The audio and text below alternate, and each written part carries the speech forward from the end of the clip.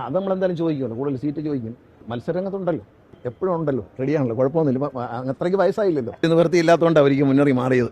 എപ്പോഴെപ്പോഴൊന്നും അങ്ങനെ മാറുന്നില്ല. ഞാൻ പറഞ്ഞ അഭിപ്രായങ്ങളിൽ നിന്നും മാറി പറയാറില്ല. അല്ല, ഒരു സർക്കാർ എങ്ങനെ പ്രവർത്തിച്ചു, ആ സർവേയുടെ ഉദ്ദേശം അതിൻ്റെ ലക്ഷ്യത്തെ വഴിതിരിച്ചുവിടുകയാണ് ചെയ്യുന്നത്. രാഷ്ട്രീയമായ ഒരു ലക്ഷ്യമല്ല അതിനുള്ളത്. ഒരു സർക്കാർ എന്തെല്ലാം ചെയ്തു, ഇനി എന്തെല്ലാം ചെയ്യേണ്ടതുണ്ട് എന്ന് പൊതുജനങ്ങളോട് ചോദിക്കാനുള്ള ഒരു തീരുമാനം, അതിനെ ഒരു ഇലക്ഷനുമായി കണക്ട് ചെയ്യുന്നതുകൊണ്ട് എനിക്ക് യോജിപ്പില്ല. അതിനകത്തൊരു സതുദ്ദേശമാണുള്ളത്. കാരണം ന്യൂ ജനറേഷൻ കുട്ടികളൊന്നും ഇതിൽ പങ്കാളികളാവുന്നില്ല. ഈ ഭരണത്തിലോ രാഷ്ട്രീയത്തിലോ വോട്ട് ചെയ്യാനോ തയ്യാറാവുന്നില്ല. അവരെ ഇതിൻ്റെ ഭാഗമായി ഇൻവോൾവ് ചെയ്യിക്കാന്നുള്ളത്. വോട്ട് ചെയ്യാൻ പോലും, വോട്ട് ചേർക്കാൻ പോലും ന്യൂ ജനറേഷനിലെ ചെറുപ്പക്കാരായ കുട്ടികൾ തയ്യാറാവുന്നില്ല. അപ്പോൾ അവരെ ഇതിലേക്ക് ആകർഷിക്കാൻ, അവരുടെ ഒപ്പീനിയൻ, ഈ നാട് എങ്ങനെയാകണം എന്ന് അവരാണ് സ്വപ്നം കാണേണ്ടത്. നമ്മളല്ല, വളരെ ചെറുപ്പമായിട്ടുള്ള ആൾക്കാരുണ്ട്, അവരാണ് കാണേണ്ടത് നാളെ എങ്ങനെയാവണം, നാളെ എങ്ങനെ ആകണമെന്നുള്ള ഒരു ഫീഡ്ബാക്കിന് വേണ്ടിയിട്ടാണ് അത് ചെയ്തത്. അല്ലാതെ അതൊരു ദുരുദ്ദേശമുള്ള കാര്യമല്ല. അതിപ്പം എല്ലാ രാഷ്ട്രീയ പാർട്ടികളും ഇപ്പോൾ പിന്നെ ഇവിടെ ബീഹാറിൽ എന്താണ് ചെയ്തത്, ഇലക്ഷന് തലേ ദിവസം എല്ലാ സ്ത്രീകളുടെയും അക്കൗണ്ടിലേക്ക് 10,000 രൂപ ഇട്ടുകൊണ്ട്. അതുപോലെയല്ലല്ലോ ഇത്. ഇതൊരു 10 വർഷം ഭരിച്ചൊരു സർക്കാർ, ഞങ്ങൾ ചെയ്ത കാര്യങ്ങൾ ഇഷ്ടപ്പെട്ടു, ഇനി ഞങ്ങൾ വന്നാൽ ഞങ്ങൾ എന്താണ് ചെയ്യേണ്ടതെന്ന് ഒരു പ്രകടന പത്രിക തയ്യാറാക്കാൻ പോലും അത് ഉപകാരപ്പെടും. അല്ലാതെ രാഷ്ട്രീയമായി മാത്രം അതിനെ കാണുന്നത് ശരിയല്ല. അല്ല, വീഴ്ചകൾ ഉള്ളതുകൊണ്ടാണല്ലോ. കാരണം ഇത്രയും വികസനങ്ങൾ ചെയ്തിട്ട് ഞാൻ ഇവിടെ ഇരുന്നപ്പോൾ തന്നെ പല ബസ്സുകളും വന്നു പോയി. അതിന് പുറത്ത് പരസ്യങ്ങളാണ്. 5 ലക്ഷത്തിലധികം വീടുകൾ പാവപ്പെട്ടവർക്ക് വെച്ചു കൊടുത്ത സർക്കാർ, 5,50,000 പട്ടയം കൊടുത്ത സർക്കാർ. മോശം സർക്കാരാണോ? ഈ UDFിൻ്റെ അവസാനം ഉമ്മൻചാണ്ടി സർക്കാരിൻ്റെ കാലത്ത് നിങ്ങൾ അന്വേഷിക്കുക, ഒരു ഭവന പദ്ധതി പോലും ഉണ്ടായിരുന്നില്ല.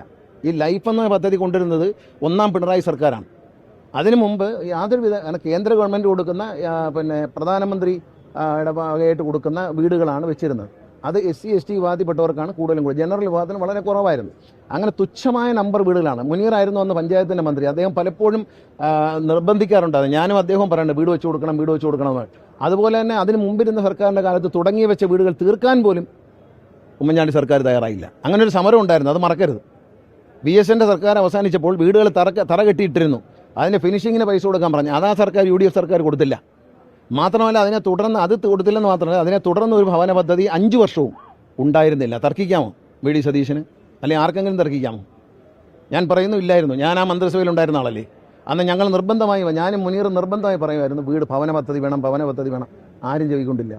5 വർഷം പിന്നിട്ടു. ഞാൻ ഇടയ്ക്ക് വെച്ച് പോയി, പക്ഷേ 5 വർഷം പിന്നിട്ടിട്ടും ഭവന പദ്ധതി ഉണ്ടായിരുന്നില്ല. പിന്നെയാണ് ലൈഫ് പദ്ധതി വന്നത്. അതിൽ പട്ടികജാതി പട്ടികവർഗ വിഭാഗത്തിൽപ്പെട്ടവർക്കും ജനറൽ വിഭാഗത്തിൽപ്പെട്ടവർക്കും വീട് ലഭിച്ചു എന്നുള്ളത്. അതും 1 ലക്ഷം രൂപയുടെ വീടാണ് അന്ന് ചെയ്തിരുന്നത്. ഇത് 4 ലക്ഷം രൂപയുടെ വീടാണ്. ആ വ്യത്യാസമുണ്ട്. 4 ലക്ഷം രൂപയുടെ വീടാണ് ഈ 5 ലക്ഷം വെച്ചു എന്ന് പറയുന്നത്. 5 ലക്ഷം വീടുകൾ കൊടുത്തു എന്ന് പറയുന്നത് 4 ലക്ഷം രൂപയ്ക്കുള്ള വീടാണ്. അല്ല, 1 ലക്ഷം രൂപ അന്ന് കൊടുക്കാനുണ്ടായിരുന്ന 1 ലക്ഷം രൂപയാണ്. ആ 1 ലക്ഷം രൂപ തികച്ചു കൊടുക്കാത്തതുകൊണ്ടാണ് അടിത്തറ കെട്ടിയിട്ടിരുന്നത്. അവർ പലരും വളരെ സ്വന്തം നിലയ്ക്ക് അവസാനം എങ്ങനെയൊക്കെയോ അവർ കഷ്ടപ്പെട്ട് തീർത്തു. അവർ സമരരംഗത്തുണ്ടായിരുന്നു. ഉമ്മൻചാണ്ടി സർക്കാർ ആദ്യം അധികാരത്തുമ്പോൾ അവർ സമരരംഗത്തുണ്ടായിരുന്നു. ആ സമരത്തിൽ അവർ നടത്തിയ സമരത്തിൽ UDFിൻ്റെ പല നേതാക്കളും പങ്കെടുത്തിട്ടുണ്ട്. ഞാനും പങ്കെടുത്തിട്ടുണ്ട്, മന്ത്രിയായി വരുന്നതിന് മുമ്പ്. പക്ഷെ അതുകൊണ്ട് അവരെ കാര്യം പറഞ്ഞിട്ട് ആരും ജപിക്കൊണ്ടില്ല. അവരിപ്പോൾ ഓർമ്മയിലുണ്ടല്ലോ, അവർ ഈ രാജ്യത്ത് ഇപ്പോഴും ജീവിച്ചിരിപ്പുണ്ടല്ലോ. അത്രേ പറഞ്ഞുള്ളൂ. ഇത് കുഴപ്പമുള്ളത് ചൂണ്ടിക്കാണിക്കുമ്പോൾ ഞങ്ങൾ മിടുക്കന്മാരായിരുന്നു പറഞ്ഞാൽ മതി. അയ്യോ, ഞാൻ പാവപ്പെട്ടവരുടെ നിന്ന് അവിടെ തന്നെ ഒരു നിവൃത്തി ഇല്ലാത്തതുകൊണ്ട് അവർക്ക് മുന്നേറി മാറിയത്. എപ്പോഴെപ്പോഴൊന്നും അങ്ങനെ മാറുന്നില്ല. ഞാൻ പറഞ്ഞ അഭിപ്രായങ്ങളിൽ നിന്നും മാറി പറയാറില്ല. അതുകൊണ്ട് ഒരിക്കലും ചെയ്യും. എൻ്റെ കൂടെയുള്ള പാർട്ടി പ്രവർത്തകരും നേതാക്കന്മാരും LDFിൽ വളരെ കംഫർട്ടബിളാണ്. LDFിൻ്റെ നയങ്ങളോട് ഞങ്ങൾക്ക് യോജിപ്പുണ്ട്. ഞങ്ങളൊരു മതേതര നിലപാട് സ്വീകരിക്കുന്ന ഒരു രാഷ്ട്രീയ പ്രസ്ഥാനമാണ്. കേരള കോൺഗ്രസ് B എന്ന് പറയുന്നത് R ബാലകൃഷ്ണപിള്ള സ്ഥാപിച്ചത് ഒരു മതേതര നിലപാട് സ്വീകരിക്കാനും തൊഴിലാളിയോടും പാവപ്പെട്ടവരോടും ചേർന്ന് നീക്കാനുള്ള പാർട്ടിയാണ്, പണക്കാരുടെ പാർട്ടിയല്ല.